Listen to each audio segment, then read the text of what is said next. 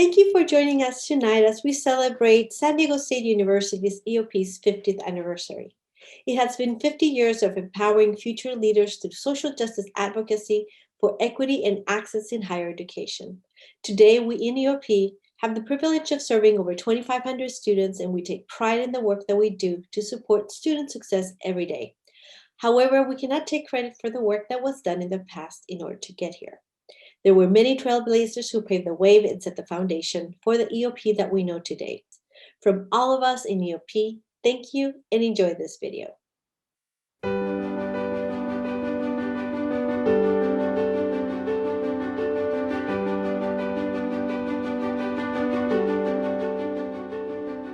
It's interesting to think back the late 60s, early 70s, both on campus and off campus.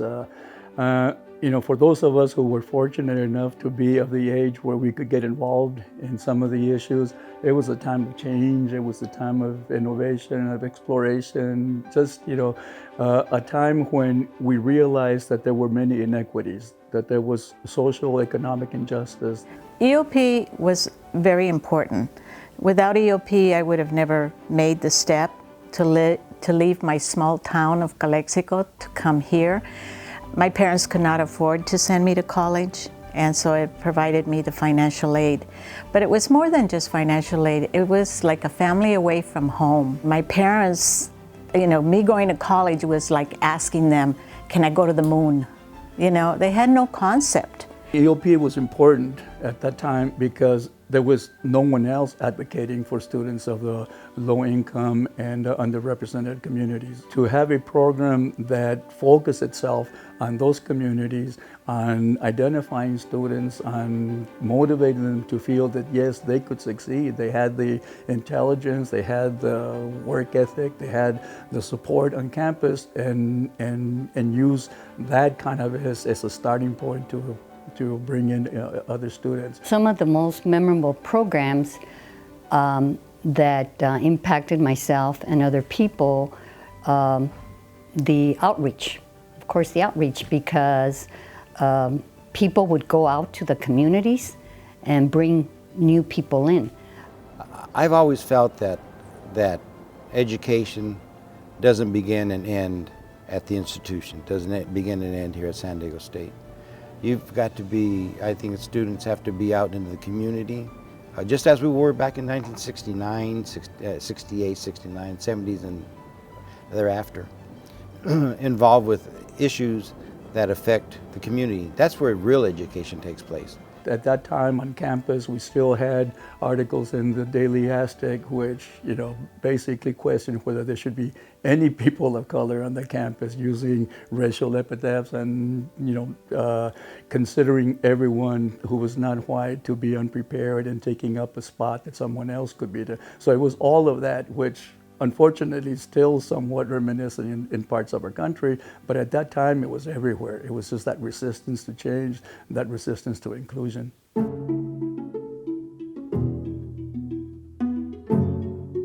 I would say that we became politicized like right away, just because of our own personal experiences that we were going through and because what was surrounding us. We had the Barrio Station, Chicano Federation, Chicano Park, La Escuelita. Many things came out of that, and so I think that EOP had an effect on all of that. You have the history of EOP documented, and it took a bill through the Assembly and the Senate to create EOP, but what prompted, what pushed for that law was all the activity off campus and for the students who were already on campus to say, hey, listen, we have, whole communities that are not here on campus. They should be. What do we do about it? The biggest memory is seeing a freshman come in and seeing them 5 years later, and see how they've changed. And I think to watch it transition from year 1 to 2, 3, and 4 and until afterwards, it really is what I consider the most promising part of the job, because you do see change and you do see them feeling confident about themselves. When they succeed, the family succeeds, their siblings have role models, their cousins have role models, and to me that's probably probably the best thing, I think, just watching students change over the years. EOP means to me two things. It means opportunity and family. Opportunity that students wouldn't otherwise have if of access to education or support through their educational journey. EOP means to me a family, but the main thing that they do is that they care. They nurture you to make sure that you're good, but they push you to make sure that you progress. I think it means a community, a family, and sharing resources and opportunities for each one of us to succeed academically and also to succeed after college. EOP means to me a support system, and by that I mean I'm able to come to EOP for advice, guidance, or just I need someone to listen to me. EOP also means family to me. I know that the love and support that I receive from my peers is truly genuine. What an incredible honor it is to be a part of the legacy that is EOP, to know that this year marks 50 years of commitment towards the community, 50 years of making sure that this program is staying firm to the true cause of representing 4 communities that did not have a voice at one time, to being one of the sole resources to ensure that not only are students who come from underserved communities, students who are the first in their families to go to college, actually have a space on campus to excel. EOP is and always has been about opportunity. It's about providing those students who had been historically excluded from a higher education the opportunity to achieve a college degree. And it's not only about access in regards to those students getting into the university, but also supporting those students once they arrived here on our campuses. Students who had the motivation and the desire to get a 4-year degree, but they just needed a chance. And that's what EOP has been doing for the last 50 years, is providing these students with that chance for a higher education, that chance for a better life, a chance to go on and do all the great things that our graduates have been doing.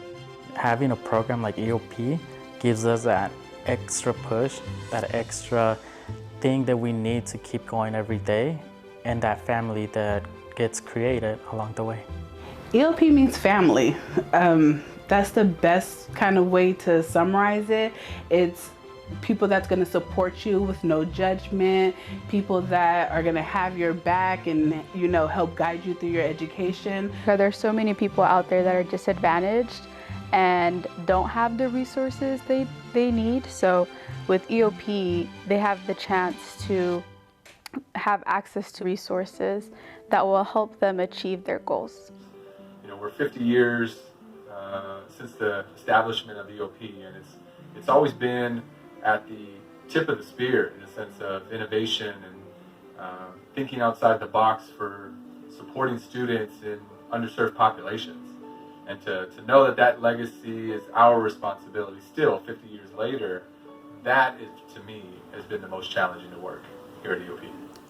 I think EOP is still important today because, I mean, you know, read the papers, listen to the news. I mean, we're going through a time, you know, crisis, if you want to call it that, but we're going through a time, you know, in our nation that is challenging and in many ways is reminiscent of what we were going through in the 60s and 70s. A pivotal and a huge success on the campus, especially at in those early days, was that there wasn't much of a collaboration between the Black EOP program and what we called the Chicano EOP program. And that was crazy to me. And because I was always used to being in a collaborative effort and working toward a collaborative effort. And so we then began making great strides in working together, and that sent a very, very strong message.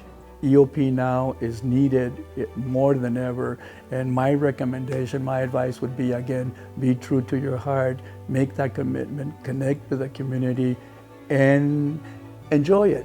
You know, I think you can enjoy, you will enjoy doing something right and committing yourself to it. Historically, when you look at how it started and how it's developed over time, I think EOP will never lose its focus or will never lose its importance to this campus community.